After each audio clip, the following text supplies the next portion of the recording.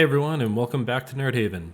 So again, I'm Mike, and first I want to say thank you for the huge reception to the channel. I don't know what I expected, and I know this isn't a lot, but I had almost 700 views and over 150 subscribers to the channel in less than 2 days. And again, I don't know what I expected, but it certainly wasn't that. So thank you for all who were interested.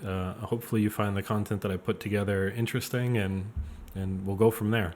I'm very new to this. I still have a lot to learn. I'm sure there's going to be a lot of things that I do that aren't smart, but I'm going to learn from them. And if you have any feedback, please share it below. That's one of my favorite things. Is this is an opportunity for me to learn how to do this and how to do it better.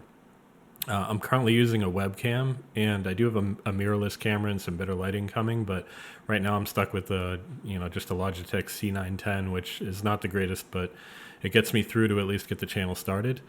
I want to talk a little bit about what we're going to be going over in the next couple of weeks. My team has completed a scenario 20. We went through, and I'm not going to spoil anything now, but one of the things that I thought would be interesting for this channel would be to talk about scenarios that we recently completed, not step by step, turn by turn, but to just sort of high level, room by room, talk about, hey, what was this room like? What were we thinking? Strategy wise, how did we sort of work through it? Was there any funny moments that happened, things that sort of were unexpected? There's one of the best parts about Gloomhaven is all the jokes about someone runs and they take all the money, or you do something that's sort of selfish, but maybe the team doesn't benefit from it. So things like that come up. I think we could sort of have some of the people that I play with come and do sort of a podcast chat where we talk about those things. So that's going to come up. My friend who played Craighart, my friend Tim, that just retired when we completed that scenario. So he's going to be starting a new character. But I did think it would be neat if we came, we're still pretty new to the game compared to a lot of other people who know a lot more than we do. But we thought it'd be pretty interesting to come and just talk about characters that just retired and reflect on what was that character like? What did we like about the class? What didn't we like about the class? If we could change something about it, what would it be? And maybe what was our favorite part of the class, so that if somebody else wants to play that class, they know, hey, maybe I want to try this too. For myself, I am now finally eligible to do the solo mission for the Brute.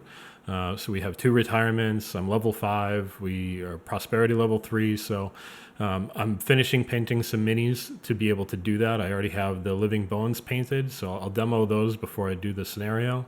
But I still have to paint the bandit guards and the bandit archers.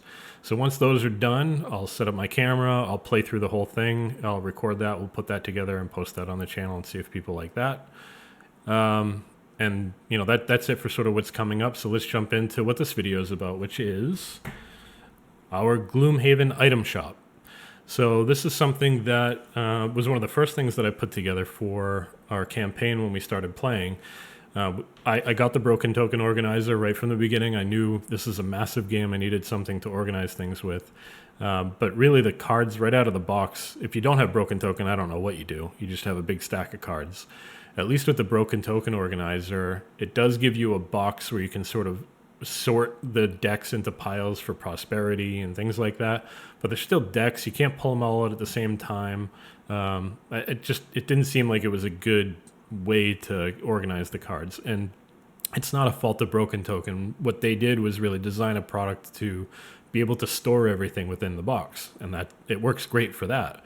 But if you want to actually go to the item shop and look at all the wares that are available that you could purchase, you need something that works a little bit better than that. So I had browsed around the Gloomhaven subreddit, came across a number of sort of precursors to what I did, which was some good binders that people had put together to use that as their item shop. And I said, okay, well, I want to do that, but I want to do something a little bit more thematic with it.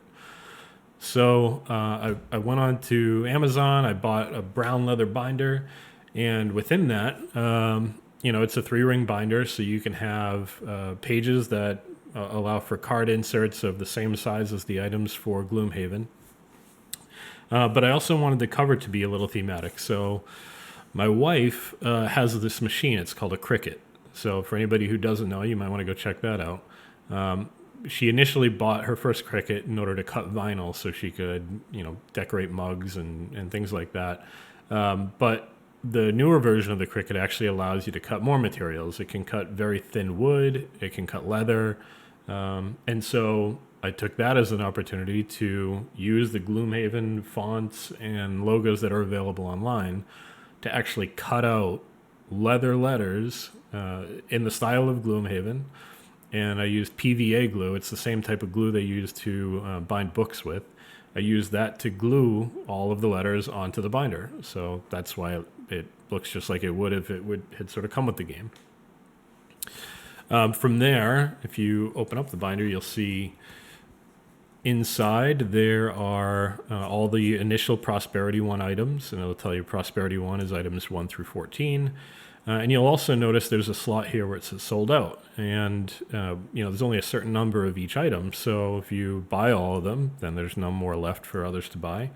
Those sold out cards I designed and printed myself. So there's a website called Printer Studio where you can go and you can actually create your own cards. They have a whole bunch of different options to choose from. But I actually took the project that I did and I put that on Printer Studio, and they have sort of like an online store. So if you wanted to do this and order all the same sold out cards for every item that's in the core game plus Forgotten Circles, you can order all those for about $30. So there'll be a link below in the description.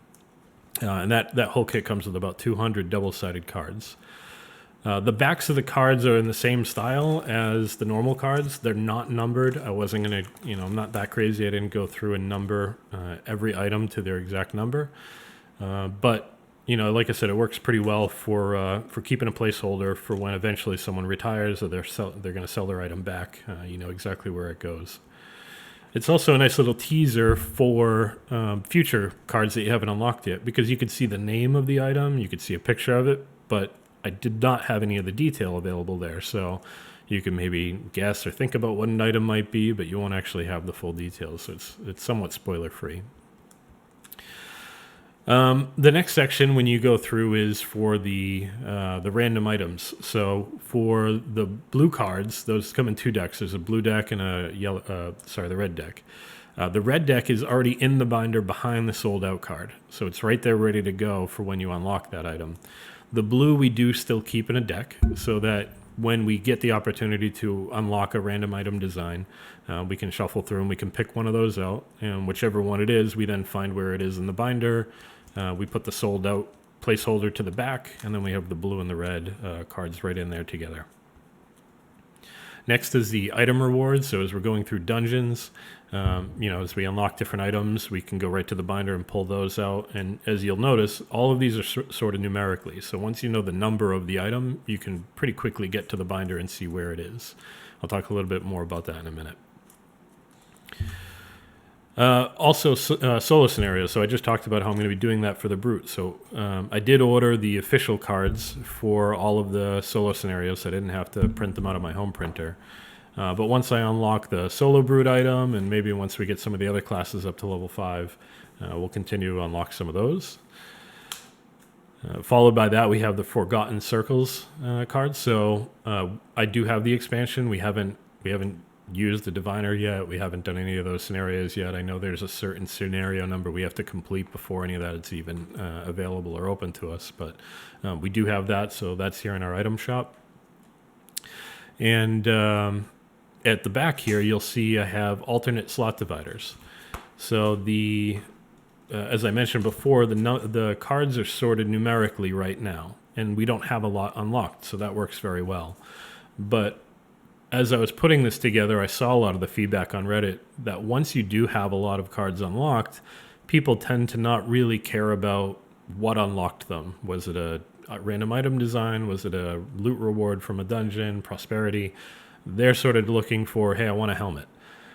So knowing that that's probably where this will eventually go, I wanted to future-proof myself, and I have slot dividers so that if I want to ever reorganize this by slot, I can do that. And at some point we probably will. Don't think we're ready to yet, but that's how everything organized. So that's the item binder. I don't know if you like this, but I love it. I think it adds a nice level of detail to the game for us. We've had a lot of fun with it. Frankly, we don't go to the shop probably even half the time we're in Gloomhaven, but when we do, it definitely makes it a lot easier to navigate through. Probably the biggest thing is when we're in a dungeon and we unlock something, we can find what that item is pretty quickly, and we don't have to go digging through decks and finding them that way. So that saved us some time as well. What other ideas do you have? How can I make this even better? Is there something that you do that maybe I haven't considered, an insert or something to help organize things even better? If you have any of those suggestions, I'd love to hear them. Put them in the comments. I'm always looking for ways to keep taking something to the next level, so that'd be great.